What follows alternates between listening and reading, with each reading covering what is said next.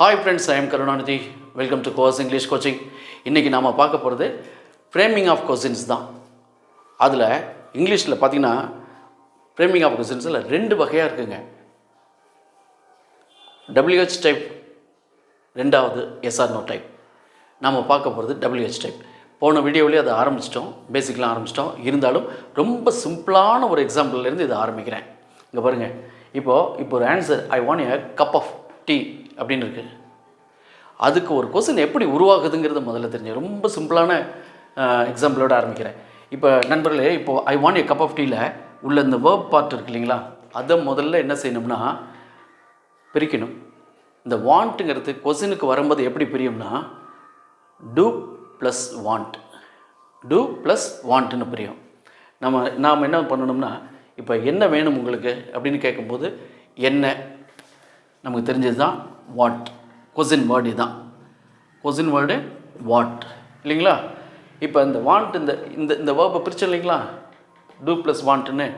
அந்த டூவை எடுத்து முதல்ல இதுக்கு பேர் ஆக்சிலரி வேர்ப். மெயின் வேர்ப்லேருந்து ஆக்சிலரி வேர்பாக மாறிக்குதுன்னு அர்த்தம். அடுத்து அந்த ப்ளஸ் இருக்கிற இடத்துல இந்த ஐ சப்ஜெக்ட் இருக்கு இல்லைங்களா, இந்த ஐ சப்ஜெக்டு பதிலில் உள்ளது கேள்வியில் வரும்போது ஐங்கிறது யூவாக மாறிக்கும். உங்களுக்கு என்ன வேண்டும், வாட் யூ வாண்ட். அந்த வாண்ட் இங்கே இருக்கிற வாண்ட்டு தான் வாட் யூ வாண்ட். அவ்வளோதான். What you want, I want a cup of tea. அடுத்தது பாருங்கள், சிம்பிள் ப்ரெசன்ட் டென்ஸில் ஐ யூ வி தே இதுக்கெல்லாம் வாண்ட்டுன்னு போட்டோம்னா ஹீ ஷீ இட் வாண்ட்ஸ் அப்படின்னு போடுவோம். ஞாபகம் இருக்குங்களா, ஒரு எஸ் சேர்க்கணும்னு அதுதான் சேர்த்துருக்கேன். இந்த எஸ் சேர்த்ததால் இப்போ இது எப்படி மாறும் அப்படின்னாக்க கொஸ்டின் ஃப்ரேம் பண்ணும்போது டஸ் ப்ளஸ் வாண்ட்டுன்னு மாறும். டஸ் ப்ளஸ் வாண்ட்டுன்னு மாறும். இப்போ பாருங்களேன், அந்த வாண்ட்டு தான் இதுக்கும் என்ன வேண்டும் அப்படிங்கிறதுக்கு வாட் போடுறீங்க. இந்த டஸ்ஸை எடுத்து இம்மிடியேட்டாக போடுங்க நண்பர்களே. வாட் டஸ் ஹீ, அப்படியே போட்டுக்க வேண்டியதுதான். நீங்கள் அவனுக்கு என்ன வேணும், வாட் டஸ் ஹீ. இங்கே இருக்கு இல்லைங்களா வாண்ட், அதை எடுத்து போடுங்க நண்பர்களே. நல்லா இன்னொரு தடவை சொல்கிறேன், இந்த இடத்துல டஸ் ப்ளஸ் வாண்ட்டுன்னு பிரிக்கும்போது கொஸ்டினில் இந்த வாண்ட்டை தான் நம்ம இங்கே எடுத்து போடுறோம். திரும்பி எஸ் எதுவும் சேர்த்துடக்கூடாது. நிறைய இடத்துல தப்பு வந்துடுது. அதுதான் he wants some coffee, what does he want. அவ்வளோதாங்க, கொஸ்டின் முடிஞ்சிச்சு. அடுத்த எக்ஸாம்பிள் பார்ப்போங்க. இப்போ இது பார்ப்போமா. The film begins at 6 o'clock. The begins இது தானே verb. The film begins at 6 o'clock. பிகின்ஸை பிரிக்கிறோம், டஸ் ப்ளஸ் பிகின்னு போகுது. ரைட்டுங்களா. இப்போது த ஃபிலிம் பிகின்ஸ் அட் 6 o'clockனு இந்த டைம் இருக்குல்ல, ரெண்டு மாதிரி சொல்லலாம். வென்னுங்கிறதும் போடலாம், எப்பொழுதுங்கிறதுக்கு. வாட் டைம்னு நீங்கள் போட்டுக்கலாம். இப்போது வென்னுன்னு போடுங்க, எப்பொழுது. த ஃபிலிம் பிகின்ஸ் அட் 6 o'clock. நான் என்ன சொன்னேன், இந்த வென்னு போட்டுட்டு கொஸ்டின் வேர்டு போட்ட பிறகு அடுத்தது auxiliary verb does. When does, இது தாங்க சப்ஜெக்டு. இந்த சப்ஜெக்ட் அப்படியே போட்டுருது. When does the film, when does the film begin,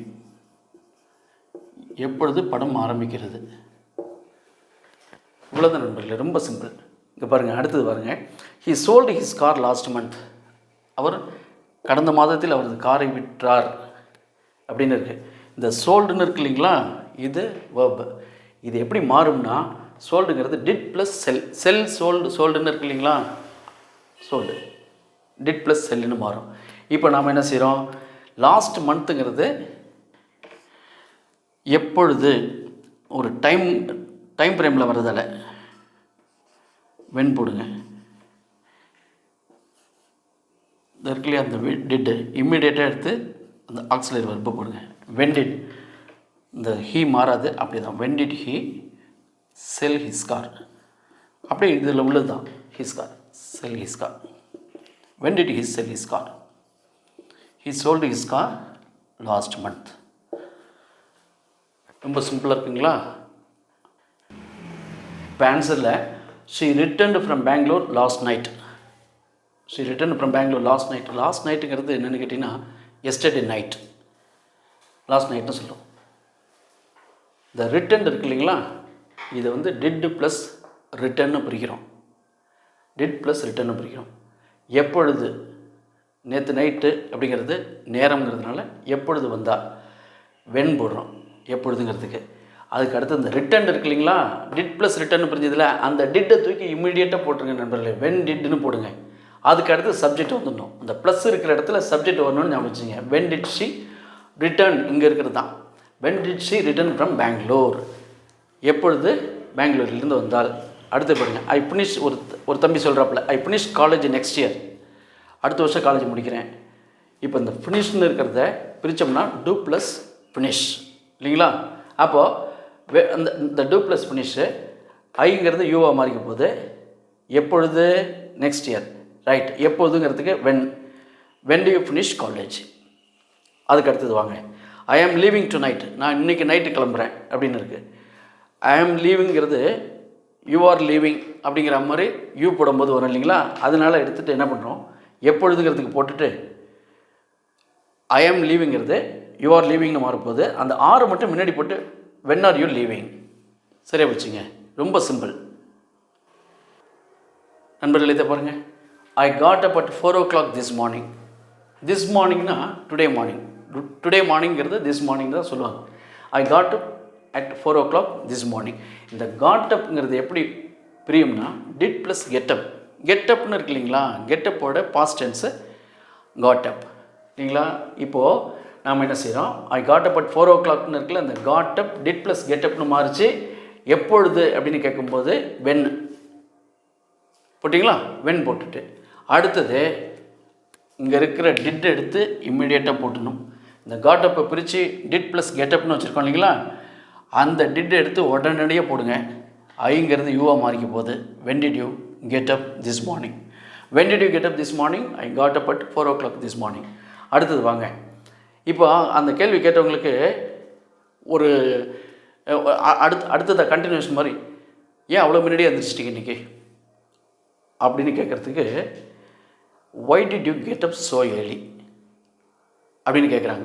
இதை பாருங்களேன், இந்த பதிலில் எப்படி இருக்குன்னா, I have got a lot of works to do, that's why I got up early. எனக்கு முடிக்க வேண்டிய வேலைகள் நிறையா இருக்குது, அதனால் முன்னாடி எழுந்திரிச்சேன். ஏன் முன்னாடியே எழுந்திரிச்சிட்டிங்கன்னு கேட்குறதுக்கு நீங்கள் அழகாக தெரிஞ்சு வச்சுக்க வேண்டியது எப்படி கேட்டிங்கன்னா, Y did you get up so early அப்படிங்கிறது தான். அடுத்தது, she is crying for ice cream. அவள் ஏன் அழுவுறா, ஷீ இஸ் க்ரையிங். ஒன்றும் இல்லை, இந்த ஒய் முன்னாடி போடணும் ஏங்கிறதுக்கு. இந்த ஈஸ் மட்டும் ஷீ இஸ் க்ரைங்கிறது அந்த ஈஸ் கொஞ்சம் முன்னாடி போட்டுருங்க. Why is she crying, she is crying for ice cream அல்லது ஷீ வாண்ட்ஸ் ஐஸ்கிரீம், அது மாதிரி சொல்லிக்கலாங்க. ஒரே ஒரு நண்பர்களே, இந்த ஒரு விஷயம் நீங்கள் கவனிக்கணும். இந்த கெட்டப்னு ஒரு வார்த்தை இருக்குது, வேக்கப்னு இங்கிலீஷில் ஒரு வார்த்தை இருக்குது.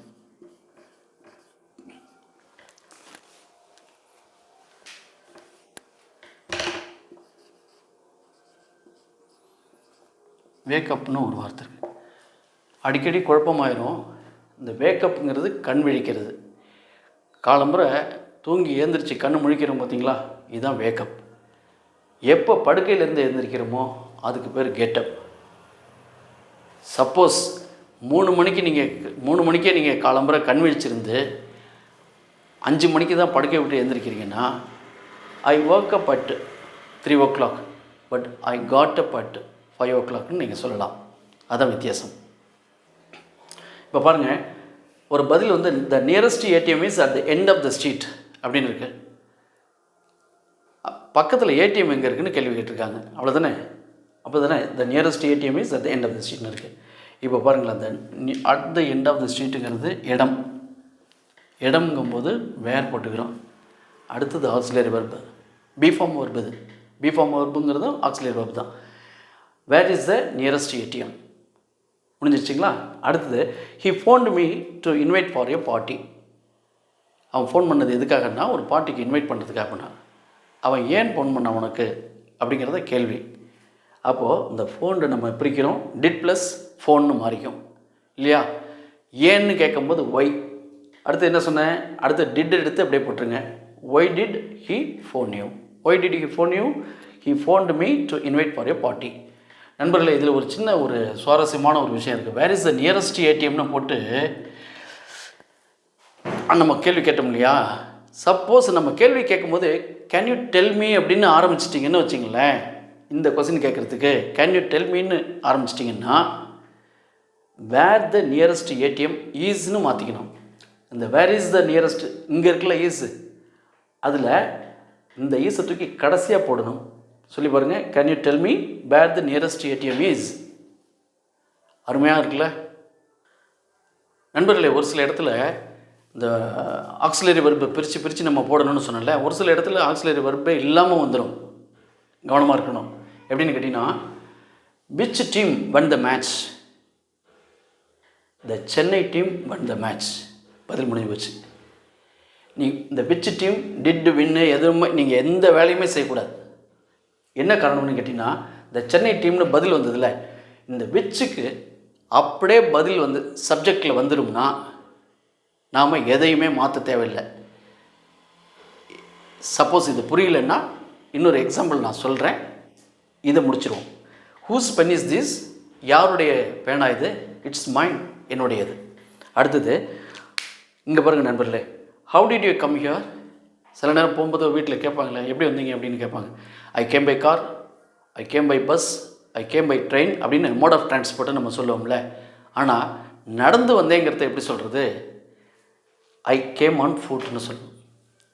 எப்படி அவங்க அப்போ எப்படி கேள்வி கேட்பாங்கன்னா, how did you come here? எப்படி வந்தீங்க? இந்த எப்படி இது பிரிஞ்சுதுனாக்க இந்த கேம் வந்து டிட் ப்ளஸ் கம்னு வந்தது, ஐயை யூவை மாற்றிக்கிட்டாங்க. How did you come here? நீங்கள் எப்படி வந்தீங்க இங்கே? I came on foot. அருமையாக இருக்குல்ல நண்பர்களே? இப்போது ஒரு சில இடத்துல ஆக்சிலரி வெர்பு தேவையில்லைன்னு சொன்னல, அந்த ஒரு இடம் மட்டும் நம்ம கிளியராக புரிஞ்சுக்கணும். எப்படின்னு கேட்டிங்கன்னா, இங்கே பாருங்கள், my favourite singer is SP Balasubrahmanyam. அது கேள்வியில் எப்படி வரும்னா, who is your favourite singer? Who is your favourite சிங்கர்னு கேட்டிருந்தா தான் my favourite singer is SP Balasubrahmanyam சொல்லலாம். அப்போ இங்கே வரும்போது மைங்கிறது சப்ஜெக்டாக வந்துடுது. எஸ்பி பாலசுப்ரமணியன் சார் வந்து ஆப்ஜெக்டில் போய்டுறாரு. ஆனால் இவரே வந்து சப்ஜெக்டில் வந்துடுவார்னா நாம் எந்த ஆக்சிலரி வெர்பும் தேவையில்லை, போட தேவையில்லைன்னு சொல்கிறாங்க. புரியல இல்லை? இப்போ பாருங்கள், அடுத்து பாருங்கள். SP Balasubrahmanyam sang this song. யார் பாடிய பாடல்? SP Balasubramanian sang this song. அப்போது who sang the songனே போட்டு போயிடலாம். sing, sang, sung. who sang the song? யார் பாடிய பாடல்? SP Balasubramanian sang the song. நண்பர்களே, இங்கே போடும்போது who is your favorite சிங்கர்னு கேட்கும்போது my favourite singer is SP Balasubramanian சொல்லும்போது மைங்கிறது தான் இங்கே இது வந்து சப்ஜெக்டு, எஸ்பிபிங்கிறது வந்து ஆப்ஜெக்டாக இருக்காப்புல. இங்கே வந்து சாரே வந்து இப்போ சப்ஜெக்டில் வந்துடுவார்னாக்க, அதாவது இந்த ஹூன்னு கேட்குறமே அதுக்கான பதிலாக அவர் வந்துடுவார்னா நேராக போட்டலாம். Who sang the song? SP Balasubramanian sang the song. இந்த சாங்குக்கு வேறு எதுவும் நீங்கள் கொஸ்டின் ஃப்ரேம் பண்ணும்போது ஆக்சிலரி வெர்ப் எதுவுமே தேவையில்லை. இதே போலவே இன்னும் 2 எக்ஸாம்பிள் இருக்குது, அதையும் பார்த்துருங்க நண்பர்களே. இதே போல் விஷயங்களுக்கும் நம்ம ஆக்சிலரி வெர்ப் தேவையில்லை. எப்படின்னு கேட்டிங்கன்னா, ஹூ சென்ட் திஸ் பார்சல்? இப்போ யாரோ ஒரு ஆள் பேரை சொல்ல போகிறீங்க. இப்போ ராமு சென்ட் திஸ் பார்சல் அப்படின்னு வந்துடும் போது பதில் எப்படின்னாக்கா, இந்த ஹூவுக்கு அப்படியே டைரெக்டாக சப்ஜெக்டில் பதில் வந்துடும்னா வேறு எதுவுமே நீங்கள் சேர்க்க வேணாம். ஹூ டிட் சென்ட் அப்படின்லாம் எதுவுமே நீங்கள் மாற்றக்கூடாது. ஹூ சென்ட் திஸ் பார்சல் அப்படியே ஒரு பேர் தான் வரப்போகுது. இதுக்கு நேராக ராமுன்னு இருந்ததுன்னா ராமு சென்ட் திஸ் பார்சல், அவ்வளோதான் பதில். சரி, ஹூ நோஸ் ஆன்சர்? கரெக்டாக அந்த ஹூவுக்கு டைரெக்டாக சப்ஜெக்டாக வர்ற மாதிரி பதில் வந்துடுங்க. அதனால் வேறு ஆக்சிலரி வெர்ப் தேவையில்லை. Who came here? யார் இங்கே வந்தா? ஒரு ஆள் பேரை சொல்ல போகிறீங்க, அதுதான் இதுக்குரிய பதில். அப்படியே டைரெக்டாக வந்துடும், சப்ஜெக்டில் வந்துட்டுனா. இதுக்குரிய பதில் சப்ஜெக்டில் வந்துடும்னா நமக்கு தேவையில்லை. அடுத்து what happen? And accident happen. முடிஞ்சு போச்சு. இந்த வாட்டுக்கு நேராக சப்ஜெக்ட்லேயே வந்துடும் அந்த பதில். அதே மாதிரி நேரத்தில் இப்போ நண்பர்களை இப்போ பாருங்கள், which bus goes to Anna Nagar? ஒரு 3 பஸ் இருக்குன்னு வச்சிங்களேன், அதில் எந்த பஸ் போகுது அப்படின்னு கேட்கும்போது விச் பஸ் கோஸ் டு அண்ணா நகர்னு கேட்டால் போதும். இந்த கோஸை நீங்கள் பிரிக்கலாம் தேவையே இல்லை. விச் பஸ் டஸ் கோ அப்படின்னாலாம் எதுவுமே சொல்லாதீங்க. Which bus goes to Anna Nagar, அவ்வளோதான். ஏதோ இந்த விச்சுக்கு நேராக பஸ் நம்பர் 46 அல்லது பஸ் நம்பர் 50 அப்படின்னு ஒரு பதில் வந்துடும் போது அதனால் இதே மாதிரி கேள்விகளுக்கு தேவையில்லை ஆக்ஸிலரி வெர்பு. நண்பர்கள் இது பாருங்கள், ஐ saw my old friend அப்படின்னு இருக்குது. நான் எனது பழைய நண்பரை பார்த்தேன். கேள்வி எப்படி இருக்கணும்? நீங்கள் யாரை பார்த்தீர்கள்னு இருக்குங்கள. ஹூனா யார், ஹூம்னா யார், யாரை பார்த்தீங்க அப்படின்னு கேட்போம்ல தமிழில். அப்படி கேட்கும்போது ஹூம் அப்படின்னு போட்டுக்கணும். ஹூம் கொஸ்டின் வேர்டு போட்டிங்களா? போட்டாச்சு.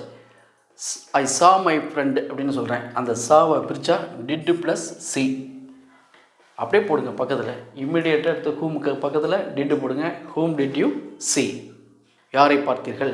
ஐ saw my old friend. Right. இது பாருங்களேன், ஐ கோ வித் மை ஃப்ரெண்டு. நான் எனது நண்பன் கூட போகிறேன். சினிமாவுக்கு போகிறோமோ அல்லது வெளியில் போகிறோம், இங்கே போகிறோம். ஐ கோ வித் மை ஃப்ரெண்ட் அப்படின்னு நான் என்னுடைய பதில் இருக்குன்னு வச்சுங்களேன். யார் கூட போகிறீங்க அப்படின்னு கேள்வி இல்லையா? அதுக்கு எப்படின்னு கேட்டிங்கன்னா டூ பிரிக்கிறோம். Do plus go. Who do you go வித்னு கேட்டுருங்க. ரொம்ப சிம்பிள், அவ்வளோதான். இன்னும் 2 சுவாரஸ்யமான விஷயங்கள் நான் சொல்கிறேன் நண்பர்களே. ஹூ போட்டு நம்ம கேட்காத ஒரே ஒரு கேள்வி இதுதான், ஹூ ஆர் யூ அப்படின்னு. ஹூ ஆர் யூன்னு கேட்கக்கூடாது, ரொம்ப ரூடான கேள்வி அது. நீங்கள் யார் அப்படின்னு கேட்குறது, நீங்கள் பொருள் வந்து கரெக்டாக இருந்தால் கூட இது எப்போ கேட்பாங்கன்னா கோபத்தில் கேட்பாங்க.